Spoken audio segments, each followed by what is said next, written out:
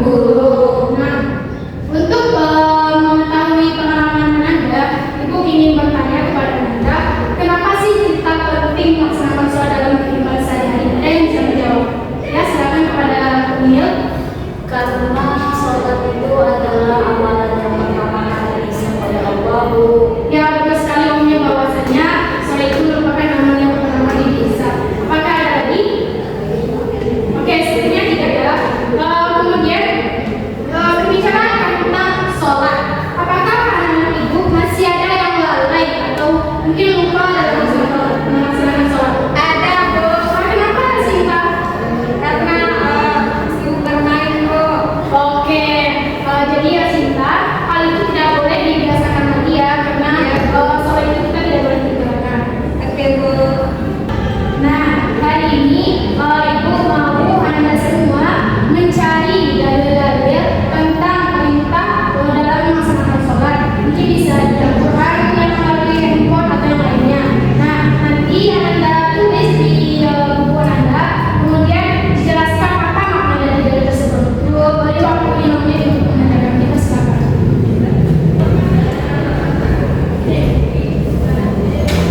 Apakah sudah selesai? Nah, baik, silakan salah satu dari Anda untuk membacakan ayat yang telah digabungkan, kemudian menjelaskan apa makna yang dapat diambil dari ayat tersebut. Ya, silakan Zonia. Jadi, Bu, yang tentang sholat itu terdapat dalam Quran surah Al-Baqarah ayat 43 yang berbunyi Bismillahirrahmanirrahim wa aqimus sholata wa atuz zakata warka'u ma'ar-raki'in. Yang artinya, Bu, dirikanlah sholat, tunaikanlah zakat dan berpulang bagi orang-orang yang bersyukur. Nah, maknanya itu, Bu, dari ayat tersebut ayat ini memerintahkan umat Islam untuk menegakkan sholat, zakat dan lain-lain. Oke, baik, nah, Anda apakah sudah paham tentang dalil perintah sholat tadi? Sudah. Oke, apakah ada pertanyaan sehari ini? Ya, dipersilakan kepada Ayah. Kenapa kita diwajibkan untuk sholat, Bu? Oke, dijawab pertanyaan dari Ayah, kenapa kita diwajibkan sholat? Nah, sholat itu merupakan bentuk penghambaan kita dan ketertarikan kita kepada Allah Subhanahu wa Ta'ala. Sebagaimana firman Allah dalam Quran surah Az-Zariyat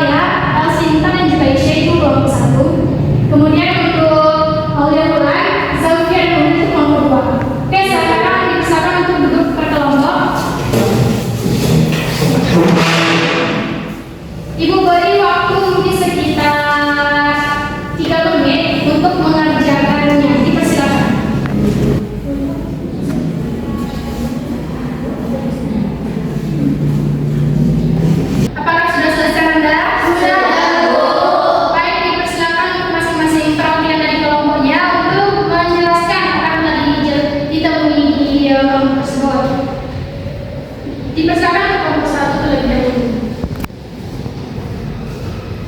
Baik, saya akan menjelaskan tentang hal-hal yang membatalkan sholat. Yang pertama itu ada keluarnya angin, yang kedua itu ada tertawa terbahak-bahak, yang ketiga itu ada makan dan minum, yang keempat banyak bergerak berturut-turut antara keperluan, yang kelima itu ada berbicara dengan teman, yang keenam itu ada terbukanya aurat. Sekian, terima kasih Bu. Oke, terima kasih tadi aku. Oke, selanjutnya dipersilakan untuk kelompok 2. Baik, terima kasih Bu. Perkenalkan, saya Umul Khairah, perwakilan dari kelompok 2.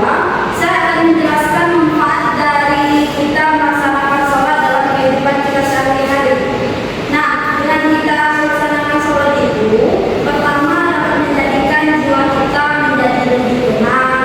Yang kedua, menjadikan tubuh kita menjadi lebih sehat karena dalam gerakan-gerakan sholat itu kan juga terdapat gerakan olahraga yang menjadikan jiwa kita itu semakin sehat.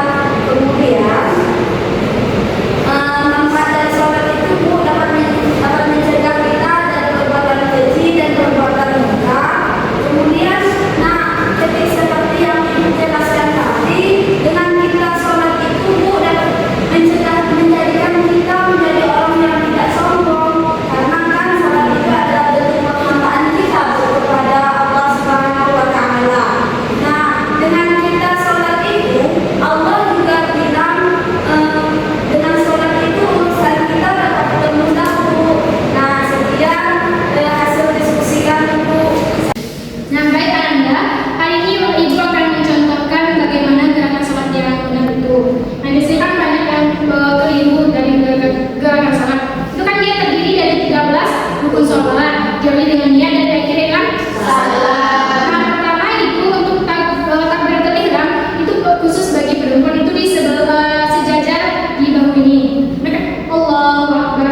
Kemudian tangan ini ditaruh di pusat. Nah, kemudian diwajibkan untuk membaca surat Al-Fatihah dan juga yang lain itu hanya sunnah saja. Nah, kemudian untuk ruku. Nah, di ruku ini kan banyak tuh ada yang tidak lurus rukunya. Nah, ketika ruku itu harus sejajar antara punggung dan juga kepala. Contohkan kayak gini.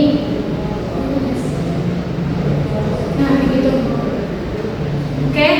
Nah, kemudian untuk habis ruku kan iktidal. Itu tangan harus lurus sudah di samping. Kemudian untuk khusus di bagian ketika kita sujud itu kan kita memakai mukena. Untuk telinga dan juga hidung itu harus tersentuh oleh sajadah. Jika tidak itu sholatnya tidak akan sah. Kemudian untuk salamnya itu arah ke kanan dulu baru ke kiri. Nah, sampai sini paham Anda?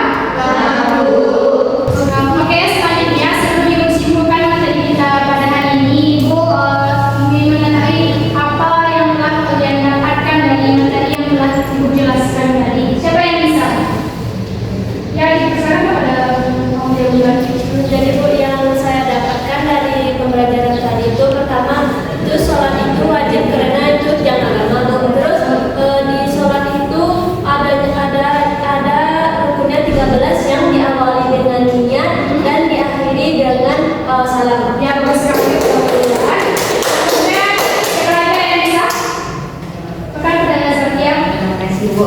Yang dapat saya simpulkan dari materi sholat tadi yaitu sholat itu merupakan tiang agama dan fondasi.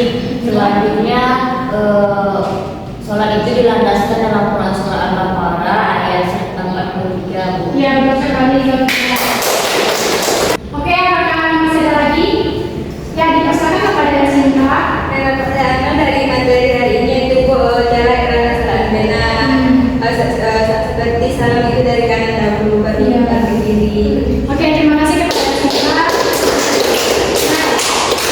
Nah, kemudian Ibu akan menyimpulkan dari kita pada hari ini bahwasanya sholat itu sangat penting dalam kehidupan